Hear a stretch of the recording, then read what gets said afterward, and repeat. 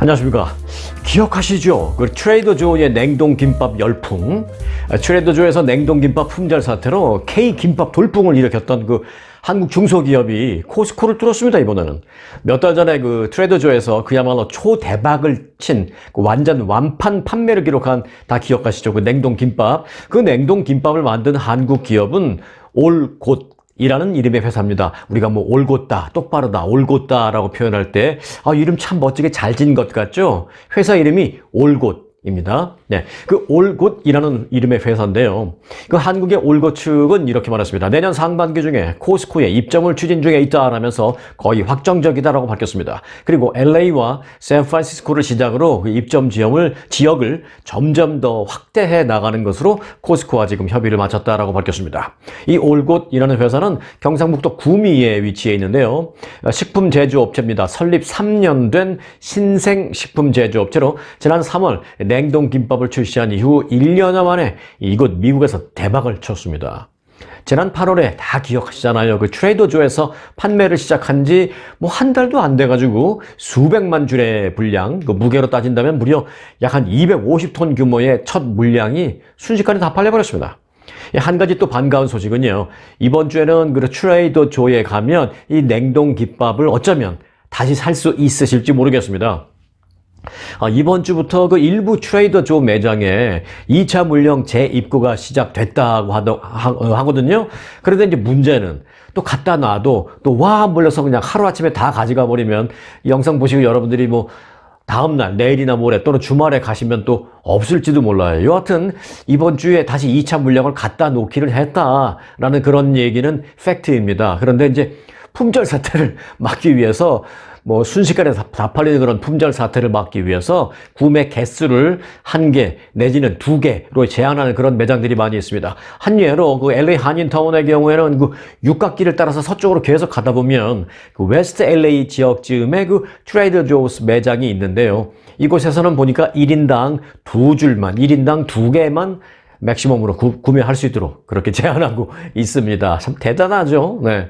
이 올곧이라는 그 식품회사 측은 영하 45도에서 급속 냉동해서 식감을 유지를 했고, 또 김밥 한 줄을 3등분해서 플라스틱 용기에 담았다라면서 이 편리성을 높인 게 인기의 비결이 아닌가, 그렇게 해서 설명을 했습니다. 그리고요, 또 한 가지 흥미로운 점이 있는데요.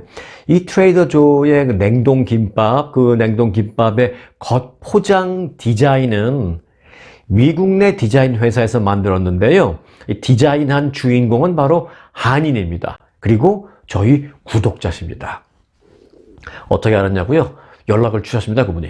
지난 8월 이 냉동 김밥이 한창 뜨거운 관심을 받고 있을 때 그 제 영상을 보시고 제 영상 댓글에 한 구독자분이 사연을 보내주셨습니다. 중가주 쪽에 있는 그 디자인 컴퍼니인데 직원 가운데 본인이 유일한 한인이시고요. 그래서 이제 한국에서 온 이 김밥의 디자인을 맡아서 하라라는 지시를 받아서 본인이 디자인을 했다라고 밝혔습니다. 그래서 더더욱 자부심을 느낀다라고 댓글로 전해주셨습니다. 아마 그 댓글 보신 분도 있을지 모르겠습니다. 그 말을 듣고 나니까 괜히 저까지 자부심이 생기더라고요. 저도 그냥 자부심 숟가락 하나 얹겠습니다. 아주 기분 너무 좋더라고요. 프라우드하게 생각이 되고요. 우리 구독자님들이 곳곳에서 이 귀중한 일들을 참 많이 하고 계신 것 같다라는 생각에 아주 기분이 좋았습니다. 그래서 세크라멘토 주정부 청사에서 예산 기획하고 예산 회계 담당하고 또 그러는 우리 또 찐 구독자님도 계세요. 정말 중요한 일 하는 구독자님들 참 많이 계시거든요. 네, 에피타이저 뉴스 오늘 기분 좋은 소식으로 출발을 했습니다. 오늘은 정말 에피타이저 뉴스가 맛있는 뉴스가 됐습니다. 그런데 이제 세크라멘토 얘기를 하니까 하나 생각이 나는데요. 어제 그 세크라멘토 카운티 그 아일턴 인근에서 규모 4.1의 지진이 발생했습니다.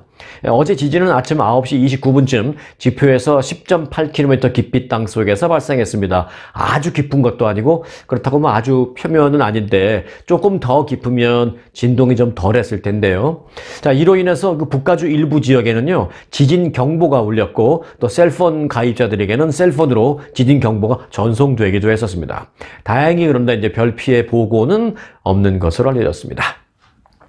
자, 그럼 계속해서 이제 이스라엘 사태 소식 업데이트 해드리겠습니다. 지금 그 매우 심각한 그 이스라엘 사태 속보 그리고 해설 이게 정말 중요합니다. 이런 것들 속보와 해설을 원하시면 지금 저희 스토리뉴스 구독해 놓는 거 잊지 마시기 바라겠습니다. 바로바로 속보해 드리겠고요. 그리고 쉽게 풀어서 해설을 해 드리겠습니다. 자, 가자지구 병원의 폭격 사건과 관련해서 바이든 대통령이 하나 주고 그리고 네탄야후 총리가 하나 주고 하면서 어제는요, 미국과 이스라엘이 주거니 받거니 하나씩 그렇게 한 날입니다. 자, 설명을 해 드리자면 이렇습니다. 어제 보도를 해 드렸습니다만, 가자지구 민간병원에 로켓포 공격이 발생해서 무려 500명 이상의 사망자가 발생했다라는 사실, 이 사실과 관련해서 오늘 그 이스라엘에 도착한 어제죠. 이제 이스라엘에 도착한 바이든 대통령은 이 병원 참사 배후로 이스라엘이 아닌 다른 쪽이다라고 지목을 했습니다. 그러자 이게 바이든 대통령이 하나 준 거죠. 그러자 네탄야후 이스라엘 총리는 이에 화답을 하듯이 가자지구 민간인 보호를 하겠다라고 약속을 하면서 하나 또 내놓았습니다. 내년 대통령 선거를 앞두고 이번 사태로 인해서 발목을 잡히고 싶지 않아 하는 그 바이든 대통령이 위험한 전쟁터, 이 현장을 직접 방문했으니까 이제 뭐라도 갖고 와야 할 텐데요. 일단 그 민간인 보호라는 명분은 챙겨오게 되었습니다. 병원 참사에 대한 아랍권의 분노로 이스라엘과 하마스 간의 전쟁이 확대될 수 있다는 우려가 제기되고 있는 이런 상황에서 이스라엘을 전격 방문했던 그 바이든 대통령은 어제 그 네탄야후 총리와 만나서 가자지구 병원 참사와 관련해서 이런 말을 먼저 꺼냈습니다. 우선 애도를 표해야죠. 깊은 슬픔과 분노를 느꼈다라고 말했습니다. 그러면서 내가 본 바에 따르면 그것은 이스라엘 당신들이 아닌 다른 쪽에서 한 것으로 보인다라고 말했습니다. 자, 이스라엘이 듣고 싶은 말을 드디어 했습니다. 그런데 이제 이게 바이든 대통령이 그냥 한 게 아니라 제가 이제 조금 이따가 설명을 드리겠습니다. 이게 제대로 분석해 보니까 거의 팩트인 것 같습니다. 이스라엘이 한 것 같지가 않아요. 자, 그런 이어서 그러나 이를 확신하지 못하는 사람들이 지금 많이 있는 것 같다라면서 그래서 우리는 더 많은 것을 극복해내야 하는 것이다 라고 바이든 대통령은 말했습니다.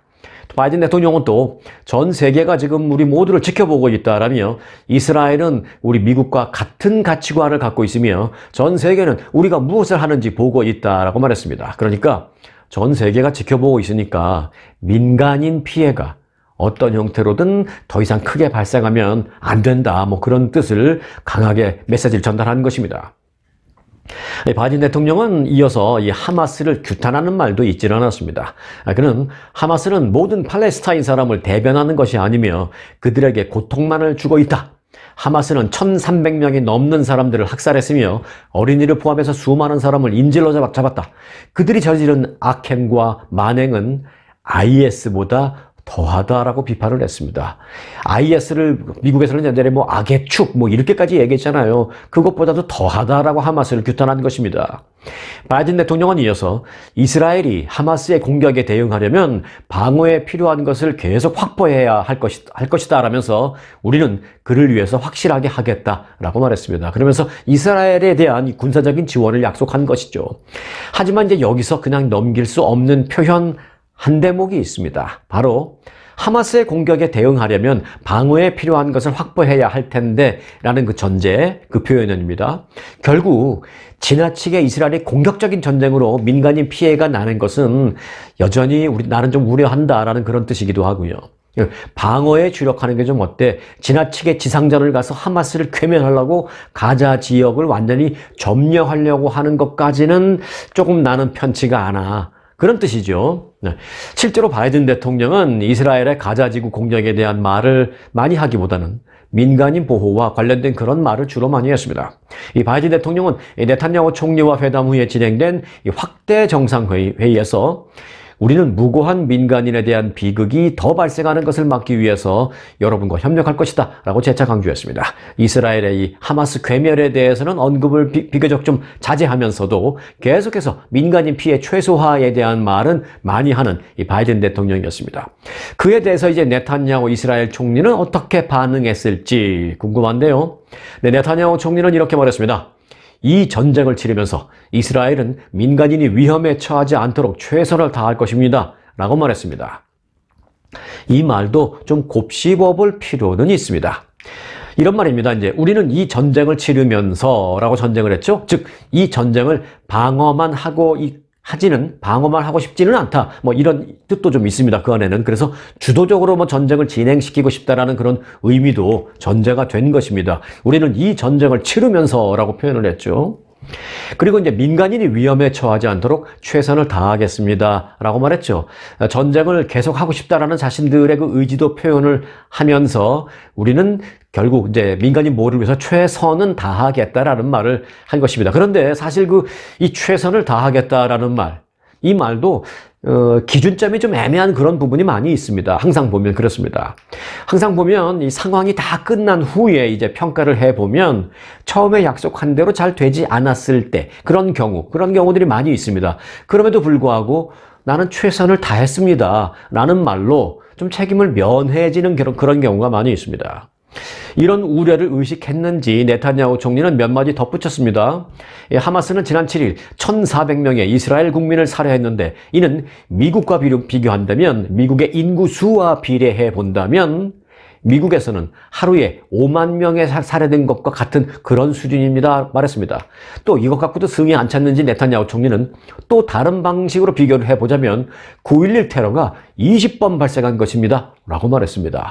이렇게 뭐 비교를 해보니까 좀 심하다라는 생각이 들긴 합니다. 여하튼 이렇게 강한 표현으로 바이든 대통령의 비유를 해서 이렇게 말을 했습니다. 민간인 보호를 계속 강조하는 그 바이든 대통령에게 네타냐후 총리는 최선을 다하겠다라는 한마디는 해놓고서는 그 이후에는 계속해서 이렇게 강한 표현을 쓴 것입니다. 그러니까 이런 거죠. 바이든 대통령 무슨 뜻인지는 충분히 알아듣겠지만 민간인 보호를 계속해서 말씀하시는데 정말 그렇게 쉽게 말씀하지 마십시오. 라는 뜻입니다. 최선을 다하겠지만 정말 쉬운 일은 아니겠습니다. 라는 그런 뜻을 바이든 대통령의 은연중에 표현을 한 것입니다. 그 바이든 대통령이 어제 그 가자지구 병원 폭발 참사에 대해서 이스라엘의 책임이 없다라고 이게 말을 했는데요. 그가 그렇게 말한 근거는 그럼 과연 무엇일까 하는 궁금증이 생깁니다. 자, 그 부분을 보겠습니다. 자, 미국 정보당국은 폭발 양상과 또 적외선 위성 데이터 등등을 토대로 해서 이슬라믹 지하드의 로켓 발사 오발, 그러니까 일종의 실수라는 뜻이죠. 로켓 오발이 참사의 원인으로 판단한다라고 밝혔습니다. 미국의 정보기관은 초기 증거를 토대로 이 병원 폭발은 팔레스타인 무장단체 이슬라믹 지하드가 로켓을 잘못 발사한 결과라고 보고 있다는 것입니다. 미국 정보기관이 이렇게 보는 이유 가운데 하나는 폭발 양상에 대한 분석입니다. 자, 폭발이 일어난 병원 현장에서 자세히 보니까 그 현장에서 공중에서 투하된 폭탄이 폭발할 때 생기는 큰 구덩이가 없었다라는 것입니다. 상식적으로 한번 생각해 보시죠. 저 높이 공중에서 하늘 높이에서 뭐 로켓이나 무슨 미사일 같은 것이 멀리서 오면은 하늘 위에서 쾅 떨어지니까 커다란 구덩이가 펑 파지면서 생깁니다. 그런데 그게 이제 없었다라는 것입니다. 그러니까 무슨 뭐 폭발물이 그냥 폭파했다든지 아니면 근거리에서 뭐 이렇게 휘휘휘 가다가 그 건물과 비슷한 높이에서 충돌하면서 터지는 이런 식으로 하면은 밑에 땅에 구덩이가 안 생긴다는 것입니다. 그게 없었다라는 것입니다. 대신 지상에서 폭발이 시작됐을 때 나타나는 그런 광범위한 화재 피해와 광범위한 파편 등이 널리 퍼져 있다라는 게 미국 정보기관의 분석입니다.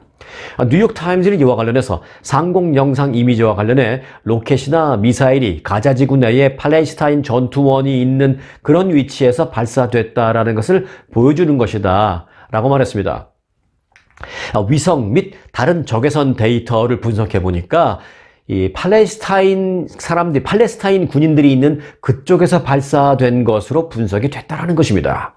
자, 이와 관련해서 국방부 고위 관계자는 또 적외선 센서로 수집한 데이터를 바탕으로 해보니까 미국은 이스라엘 군 쪽에서 로켓이 발사되지 않았다는 것에 대해서 상당히 확실한다라고 밝혔습니다. 정보기관이 공개한 일반 영상 분석에서도 로켓이 이스라엘 군이 있는 그 위치에서 발사되지는 않은 것으로 분석됐다라고 뉴욕타임즈도 보도를 했습니다. 자, 이스라엘은 자신들이 하지 않았다는 걸로 일단 혐의를 벗을 수 있었고요. 팔레스타인 쪽은 그럼에도 불구하고 실수로 오발된 그런 상황이었다라고 좀 정리를 그렇게 할 것으로 보이고 있는데요. 그렇다고 해서 뭐 다들 책임이 없는 건 아닙니다. 어찌됐건 간에 이번 전쟁의 그 양 당사국이라는 점에서 이스라엘도 이 500명 이상의 민간인이, 그것도 대부분 어린이 피해를 입었다라는 점에서 우리가 쏜 거 아니니까 우린 상관없다라고만 할 수는 없을 것이고요. 여하튼 전쟁의 당사자니까. 또 팔레스타인도 이건 실수였어, 단순 실수였어라는 말로 책임이 면해지는 건 아닙니다. 500명 넘는 무고한 민간인 사망이라는 그 참극에 대한 책임은 전쟁이 다 끝난 후에도 어떤 형태로든 물어야 할 것입니다. 그저 이제 우리가 위로를 삼는 건 하나 있긴 합니다. 위로를 삼는 건 어느 쪽이든 의도적으로 이 민간인들을 타겟 삼아서 쏜 것은 아니다라는 그 점, 단지 그거 하나 위로를 삼을 뿐입니다. 자, 이런 가운데 폭격으로 죽지 않았어도 지금 사실상 거의 굶어서 이제 죽기 일보 직전인 그런 가자지구 민간인들을 돕기 위한 보다 구체적인 방안이 어제 도출되었습니다.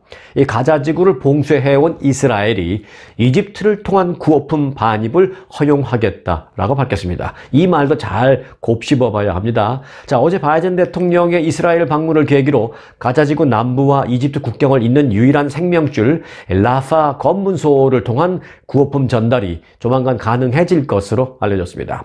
이스라엘 총리실은 어제 이런 내용의 내각 결의문을 어제 발표를 했습니다. 자, 이 발표문에 따르면 이렇게 되어 있습니다. 조 바이든 미국 대통령의 요구에 따라 이집트를 통한 인도주의적 지원 공급을 방해하지 않겠다 라고 되어 있습니다. 요거 하나씩 곱씹어 볼 필요가 있습니다. 조 바이든 미국 대통령의 요구에 따라라고 해서 일단 바이든 대통령에게 좀 공을 좀 세워줬죠. 돌아가는 김에 요거 하나 가져가세요. 그래서 공을 좀 돌렸습니다. 하나 해냈습니다. 바이든 대통령. 그렇지만 그 다음 부분도 좀 우리가 곱씹어 볼 필요가 있습니다. 이스라엘 측은 전제 조건을 달았죠. 앞부분에. 하지만 가자 지구에는 오직 식량과 물, 의약품만 들어갈 수 있다라는 것도 물론 전제를 했는데, 자, 이스라엘 측은 발표문의 앞부분에 전제한 부분은 이렇습니다. 이집트를 통한 인도주의적인 지원 공급을 방해하지 않겠다라는 내용으로 되어 있었습니다. 이 말은 다시 말해서 자신들이 가자 지구 민간인들을 지원하는 것은 아니다. 하지만 이제 이집트 쪽에서 이집트가 지원을 한다면 뭐 그건 내가 말리지는 않겠다라는 그런 의미입니다. 실제로 이스라엘은 어제 그 발표문에서 이런 내용을 덧붙였습니다. 우리 이스라엘 사람들 인질들이 그곳에서 돌아오지 못하고 있는 한 우리 이스라엘 영토에서 가자 지구로 인도주의적인 지원이 들어간다는 것은 허용될 수 없다라고 말했습니다. 이스라엘 국민이 거기에 인질로 잡혀 있는 한 그쪽에 있는 민간인을 우리가 직접 돕지는 않겠다. 뭐 이런 말이죠. 아무래도 그 전시 상황이라는 점에서 그 민간인 지원도 참 쉽지만은 않습니다. 하여간 그럼에도 불구하고 이 바이든 대통령의 짧지만 몇 시간 정도 있었어요. 그 짧은 그 현장 방문, 그 이스라엘 방문, 그것을 계기로 해서 일단은 가자 지구에 있는 민간인들을 도울 수 있는 숨통은 좀 트였다. 이 점 하나만큼은 크게 위로가 되고 있는 그런 뉴스였습니다. 자, 계속해서 이번에 미국 뉴스 전해드리겠습니다. 이제 미국으로 들어오는데요. 자, 내 집 마련을 하지 못한 그 스트레스, 이게 상당한 스트레스인 모양입니다. 그 스트레스가 뭐 직업을 잃었거나 실업 또는 뭐 비만에 대한 스트레스 또는 흡연으로 인한 몸의 해로움, 이런 것보다도 신체적인 노화를 더 앞당긴다라는 연구 결과가 나왔습니다. 호주에는 에식스라는 대학의 연구진들이 연구한 건데요. 불안한 주거 환경으로 인해서 받는 스트레스가 생물학적인 노화를 더 빠르게 가속화시킬 수 있다는 내용의 논문을 발표했습니다. 생물학적 노화란 실제 나이와 관계없이 신체 조직과 세포의 기능이 저하되는 것을 말하고 있습니다. 연구진은 영국의 그 가구 조사에 참여한 1,420명의 주거 환경과 건강 정보를 수집했습니다. 여기에 혈액 샘플을 채취해서 DNA 분석을 거쳐서 개인의 생물학적인 노화 속도를 비교 분석했습니다. 연구 결과에 따르면요, 세입자, 즉 자기 집이 없어서 세 들어 살고 렌트 들어 살고 있는 그런 사람은 집을 소유한 사람에 비해서 매년 17일 정도 더 빨리 늙는 것으로 나타났습니다. 아, 이거 참 슬프네요. 그리고 이제 노화 가속도는요, 실업일 경우에는 9.9일, 비만일 경우에는 8.4일, 담배 피는 그 흡연자일 경우에는 7.7일 더 빠르다라는 것이었습니다. 내 집 마련이 안 되어서 받는 스트레스로 인한 노화가 실업이나 비만이나 심지어는 흡연으로 인한 그런 노화보다도 더 심하다라는 결론입니다. 또한 주거 환경이 안정될수록 노화 속도가 좀 줄어드는 것으로 나타났습니다. 자기 집을 소유한 사람의 노화 가속도는 연간 3일 정도에 불과했습니다. 그럼에도 불구하고 이제 열악한 주거 환경 또는 내 집이 없는 경우, 이런 경우에는 노화가 더 빠르다라는 것이죠. 내 집이 있는 사람, 또 주거 환경이 좀 안정된 사람보다도 17일이나 노화가 더 빠르다라는 것입니다. 열악한 주거 환경도 이 노화를 앞당기는 원인 가운데 하나로 꼽혔는데요. 거주 공간이 좀 좁아서 열악하다거나 그런 환경은 연간 5.1일 정도 더 빨리 사람을 늙게 하는 것으로 조사가 됐습니다. 거주 환경이 그러니까 조금 넓고 여유일수록 좋다라는 것이죠. 하지만 뭐 지금 살고 있는 집이 뭐 좁은 아파트라든지 아니면 집이라도 좀 좁은 집이라든지, 그런데 뭐 어느 순간에 내가 갑자기 무슨 돈이 생겨서 이걸 넓히겠어요. 그래서 제가 생각해내는 건데, 뭐 좁은 아파트에 사시든지 아니면 뭐 작은 집에 사시든지 할 경우에 내 생활 반경, 내 활동 반경을 넓히면 됩니다. 뭐 아파트에 사신다 그래도 밖에 나가서 좀 아파트 내부를 좀 많이 걷든지, 또 콘도미니엄 같은 데 사시면 콘도미니엄이나 타운하우스 단지를 좀 하루에 몇 바퀴씩 걷던지, 또는 하우스지만 뭐 작은 집이다 그러면 뒷마당이 있으면 뒷마당도 좀 걷던지 하면서 내 생활 활동 반경을 넓히면 어떨까? 그러면 좁은 집에 대한 그 열악한 환경에서 좀 벗어날 수 있지 않을까라는 나름대로의 생각을 해봐서 좀 덧붙여서 여러분들에게 말씀을 드렸습니다. 네, 다음 소식입니다. 해외 거주 한인들과 외국인들의 한국어 실력을 평가하는 한국어 능력 시험이 있습니다. 토픽이라고 합니다. TOPIK. 이 한국어 능력 시험의 연간 응시자가 300명을 넘어서면서 이제 인기 시험으로 떠오르고 있습니다. 응시자의 절반 이상이 타인종과 한인 2세들이 차지하고 있는 가운데 이 한국어 시험 점수가 대입 지원서에 외국어 실력 증명서로 사용이 되는 등 그 활용 범위도 크게 늘고 있습니다. 자, LA 한국교육원에 따르면 지난 14일 실시된 하반기 한국어 능력 시험에 117명이 지원했습니다. 지난 4월에 치러진 상반기 시험에서도 192명이 응시해서 올해 이 LA 지역에서만 총 309명이 한국어 실력을 테스트한 것으로 집계됐습니다. 이는 1년 전이었던 2022년 응시자 229명보다 35%가 증가한 규모입니다. 그리고 2년 전이었던 2021년 207명에 비한다면 49%가 늘어난 숫자입니다. 미국인 및 그리고 미국 국적자 및 그리고 외국인들의 지원도 크게 늘었습니다. 올해 한국어 능력 시험 응시자의 81%인 251명, 251명은 미국에서 출생한 한인 2세대를 포함한 미국인과 외국인들로 파악됐습니다. 토픽 시험 응시자의 5명 가운데 무려 4명이 국적으로만 본다면 비한국인, 국적으로만 따진다면 뭐 우리 2세들을 우리는 뭐 한국 사람으로 보긴 하지만 뭐 그렇게 생각하지 않고 국적으로만 따진다면 81%, 5명 가운데 4명이 난코리안인 셈입니다. 대단한 자부심을 느낄 수 있습니다. 자, 여러분들 아마존 많이 이용하시죠? 그런데 이제 앞으로는요, 아마존에 들어가서 처방약을 구매한 뒤에 집에 가만히 있으면 드론이 그 약을 가져와서 집 앞에 탁 떨어뜨려주는 세상을 경험하게 됩니다. 아마존이 처방약을 드론으로 배송하는 서비스를 개시한다고 밝혔습니다. 아마존은 어제 텍사스주 칼리지스 스테이션시에서 처방약 드론 서비스를 시작한다고 밝혔습니다. 이 지역에 거주하는 프라임 에어 가입 고객은 아마존 약국, 아마존이 요즘 그 아마존 파머시라고 만들었잖아요. 그 아마존 파머시를 통해서 신청한 처방약을 드론으로 배송받을 수 있습니다. 배송받을 수 있는 약품도 뭐 독감이나 천식과 같은 일반적인 질환에 대한 그런 약에서부터 종류가 500개 이상에 달하면서 매우 광범위합니다. 또 배송에 따른 추가 비용도 내지 않습니다. 아마존은 처방약은 신청 이후에 목적지가 1시간 내에 드론이 고객의 문 앞에 떨어뜨려 놓게, 떨어뜨린다고 해서 저 높은 데서 그냥 쾅 떨어뜨리는 게 아니라 높은 데서 천천히 내려와서 문 앞에 살짝 떨어뜨리는 겁니다. 그렇게 1시간 안에 갖다 놓겠다는 것입니다. 드론에는 이 물체를 식별할 수 있는 데 도움을 주는 특별 카메라가 장착되어 있는데요. 장애물을 피해서 그래서 지상 40m에서 120m 사이를 비행합니다. 드론은 이 배송 공간이 이상이 없는 것으로 판단이 되면 고객 약품이 든 그 내용 포장물을 고객 집 앞에 살짝 내려놓고 가고, 만일에 그 예기치 못한 장애물이 발견됐을 시에는 그 아마존 배송 센터로 되돌아간 뒤에 추후 배송을 재시도한다라고 밝혔습니다. 이 아마존 약국, 이 아마존 파머시는요, 온라인으로 접속할 수 있는 약국입니다. 구글에 가서 검색을 하시든지 아니면 아마존에 가서 검색해 보셔도 됩니다. 네, 전기차 업체 테슬라의 지난 3분기 영업이익률이 1년 전보다 큰 폭으로 떨어졌다는 소식입니다. 어제 테슬라가 공개한 실적 보고서에 따르면 3분기 영업이익률은 7.6%로 지난해 같은 기간 17.2%보다 9.6%포인트 감소했습니다. 지난해 영업이익률 17.2% 대비 7.6%라는 것은요, 사실상 반토막 난 셈입니다. 영업이익이 줄었다라는 것은 전체 총 매출도 줄었음을 알 수 있는 것인데, 실제로 테슬라의 3분기 매출 총이익률은 17.9%로 지난해 같은 기간 25.1%보다 역시 큰 폭으로 줄었습니다.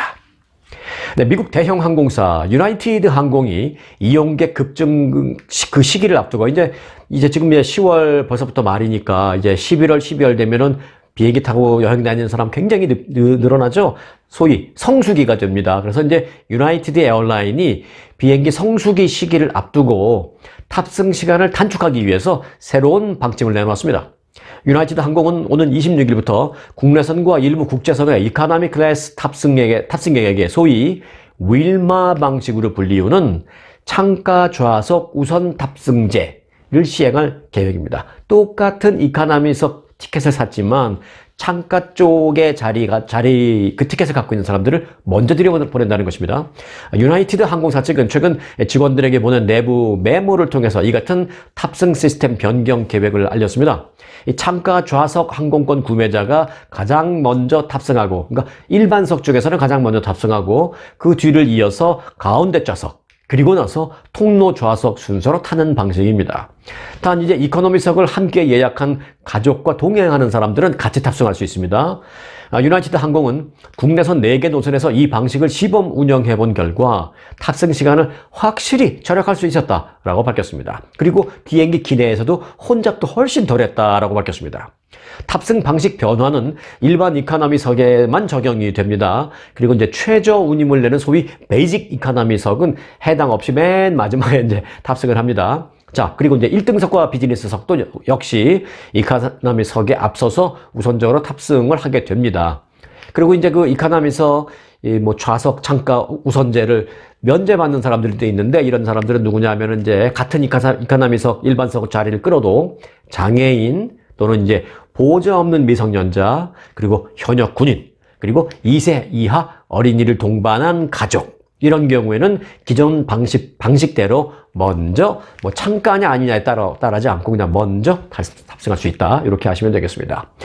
맞아요. 이제 비행기 탈 때 보면요, 이 복도 좌석 승객이 먼저 타면서 창가 좌석 승객이 먼저 타면 괜찮은데 복도 쪽 좌석의 승객이 먼저 들어간 거예요. 그래서 먼저 타서 복도 쪽 좌석에 딱 앉아 있습니다. 그렇게 앉아 있다 보면 조금 있다가 이제 창가 좌석 승객이 오잖아요. 그러면 또 낑낑대면서 일어나서 비켜주고, 그리고 다시 앉죠. 그리고 또 좀 있다 보면 가운데 좌석 승객이 또 오면 또 낑낑대고 해서 비켜주고 하다 보면 본인도 힘들고 또 복도도 밀리고, 그래서 이제 뒤쪽으로 가려는 사람들이 중간에 멈춰서고 하면서 기내에서 아주 복잡해지면서 시간이 지체되는 그런 경우가 많은데, 이게 정말 사실인데 이거 아주 좋은 아이디어인 것 같습니다. 이렇게 간단한 변화 하나만 줘도 훨씬 편리해질 수 있는데 왜 여태 비행기 탑승을 그냥 막 했는지 모르겠습니다. 국제선의 그 이코노미석도 한번 좀 시도해 볼 만한 변화가 아닌가라는 생각을 하게 됩니다. 자, 오늘 영상은 여기까지입니다. 여기까지 오늘도 함께 해주신 구독자님들에게 특급 감사를 드리고요. 또 오늘 처음 오신 분들은 구독 누르시는 거 잊지 마시기 바라겠습니다. 네, 스토리가 있는 뉴스, 송앵커의 스토리 뉴스 마칩니다. 고맙습니다.